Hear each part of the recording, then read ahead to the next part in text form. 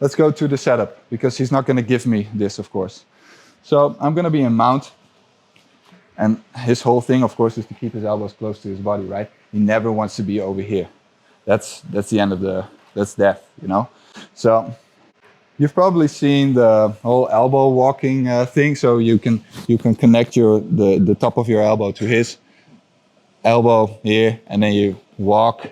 You kind of bring it across like this. That's one way. We're going to look at that, but there's different ways to get these elbows away from the body. So you could start off with, I like to start off with pinning the wrist to the mat or faking a choke, because that gets me already halfway through getting those elbows up. If he's down here and I start digging for those elbows, that's great, that works, but I have to go the whole way. If I do this first, so notice that I'm taking a cross grip, you see the elbow is already halfway there. Yeah? I then switch grips, yeah, and then get the cross face. Hold the hand, and then my left arm is gonna go underneath that elbow. Really aim for the elbow, or the part just below the elbow. If I'm over here and I want to walk the arm up, like I'm just pushing into his armpit, right? There's no leverage. So be a little bit over here. Then from there, we're gonna do this. So my fingers are gonna walk up, and you could get it across just by walking this line here, this circular line. I'm following, like if he had like a pencil on his elbow here and he would drag his elbow across the mat, I'm following that line, but just below that, yeah? You can crawl it all the way up, but you will meet some resistance. So at some point he was like, yeah, no, we're not gonna go further than this. You can keep crawling and you might get there, but if you feel like you meet a lot of resistance, you can plant your hand on the mat and then stretch your arm a little bit and bring your head to the other side. Yeah, so just like this motion. And that will kind of move his elbow up, and that will allow me to, yeah, you can give it a little bit of resistance. That will kind of allow me to shoot my hand through until we're here. Now, we get to this point, and then people feel like they want to do this. Get it around. But he's going to be resisting, right? He's going to pull this elbow back. So the moment I do this, it's going to be a big battle over here. So try to really exaggerate this movement. Try to keep walking, bring it all the way over here. So I'm kind of like crossing my hands here. And now it's going to be easy to get behind that elbow. You're hooking with the chin like this. So if he brings it up, and now I can slide back.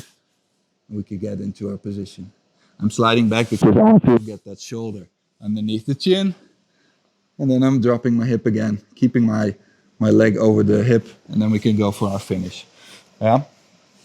So let's start here. Cross grip, push it to the mat.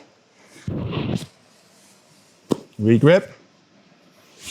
Elbow underneath his elbow. Try to walk it up. If you meet some resistance, do this. Yeah, until we get all the way over here. So it's like I have to do to get my chin over the elbow. Yeah. If you feel like you have to do this, then that's bad. Yeah. Go over here. Boom. Go back. Get your shoulder under. Get your elbow through. You might want to adjust, like we did before. Drop in. Chest in. There's your tap. So we have this, but you could also go here and try to do the punch choke. Do we all know the punch choke or no? So you can put the fist on that same spot we're aiming for with the arm triangle, the artery. Connect your hand and then dropping his shoulder. And that will make him tap, or that will make him, motivate him to move this arm, and then I can start catching it. Right? And I can do the same thing. So that's just two different ways to get his elbow from here, kind of to here. Yeah, so do this friendly way. If you don't like him, then do it like this. Yeah? Yeah, exactly. And then we start walking it up all the way across and find my position. I would all the way across. You could. Yeah, you could. I like this. It's like slow effort, low risk. So I'm bringing it all the way through. then I'm a little more, how do you say, dedicated to that Ezekiel choke instead of just this and then punching it over. Yeah, of course. The punch choke. So the punch choke is it. Yeah, keep it in. So I'm gonna get my cross face.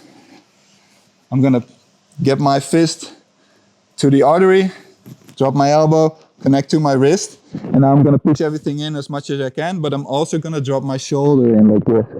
And there we have the choke. This is important. So I'm not just over here pushing, I'm pushing with my shoulder as well. Yeah. Yeah, and this, people will defend this, that's fine. Because now I can get what I really want. Yeah? It's a punch choke.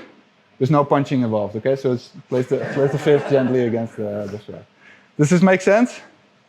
Found a bit of difficulties to actually manage. Yeah. So if I summarize your question, it's it's a question about the head position while you're moving the arm up.